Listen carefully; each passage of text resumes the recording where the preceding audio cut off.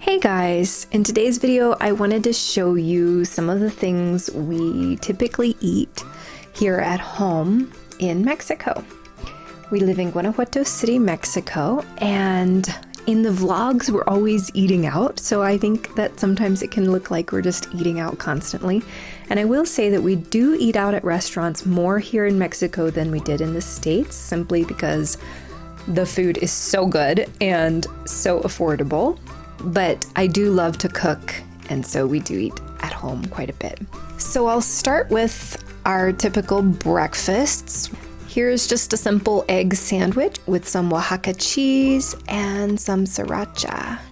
That's something we ate back in the States all the time. If I'd had a ripe avocado, I would have added that, but I didn't.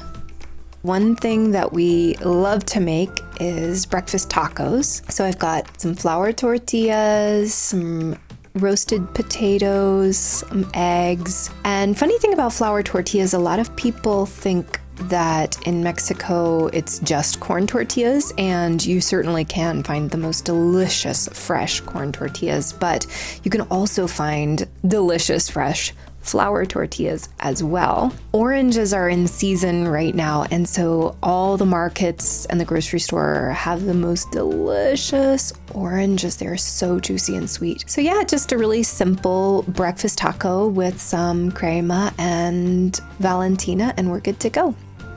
We also love pancakes, as you know.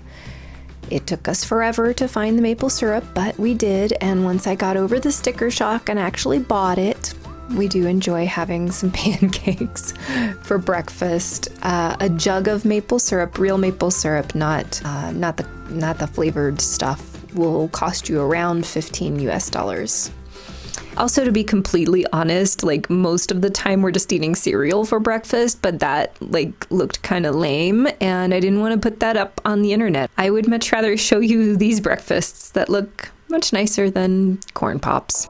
Lately, I haven't been drinking coffee every morning, but we have been trying some yummy coffees from around Mexico. Jim and Mai gave us this coffee from Colima, and we tried this one from Veracruz as well. We also love to do yogurt and granola with some fruit. You can really easily find frozen berries here, so we tend to go for that. For snacks, this is one of Harper's favorite snacks. This is chocolate pudding. But the great thing about this pudding is it's made from tofu and bananas, and it is legit delicious. I've also been into making smoothies lately, so this day I made myself a pineapple and celery smoothie with some lime and coconut water. I got myself this little blender since I decided not to bring my Vitamix this trip. It was way too heavy, and so I consoled myself by buying a Ninja blender, and it's actually really amazing. It's perfect for smoothies, and Harper loves smoothies, so we have been able to sneak some vegetables in that way.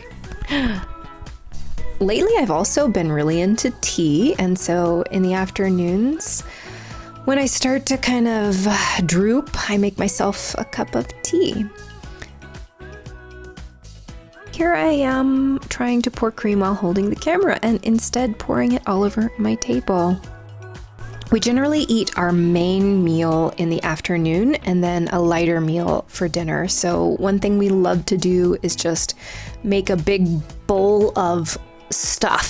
So this one is potatoes and purple cabbage, just a mashed avocado, an egg, and some Valentina. And of course, Jesse drowns his in Aguascalientes crema, his favorite crema in the world. We love fried tofu. This one is a Madhur Jaffrey recipe with nutritional yeast and soy sauce and ginger and garlic. There's also the purple cabbage and some brown rice with furikake seasoning on it. I tend to go to the grocery store about once a week or the market and buy up a bunch of vegetables, and then we just eat those throughout the week in a bunch of different variations.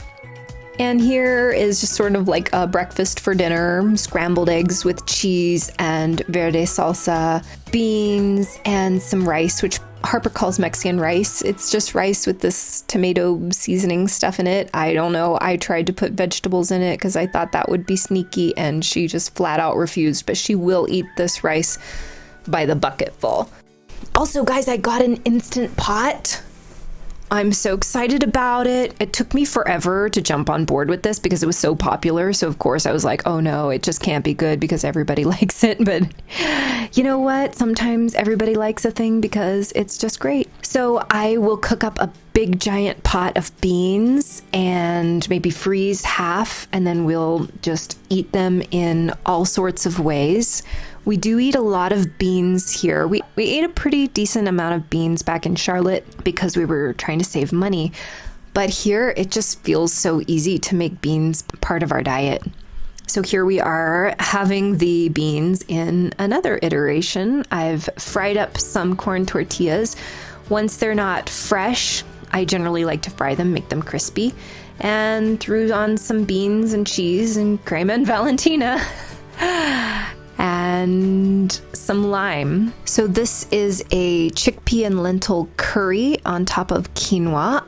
It's all brown. It's not that attractive for the camera. Sorry about it, but you know, it tasted good. One thing that I cannot find here in Guanajuato City is canned tomatoes, but the La Comer in San Miguel had them, so I stocked up and brought them back with me. So I used those in this recipe. And sometimes you just want a bowl of pasta with meat sauce, so that's what we did here.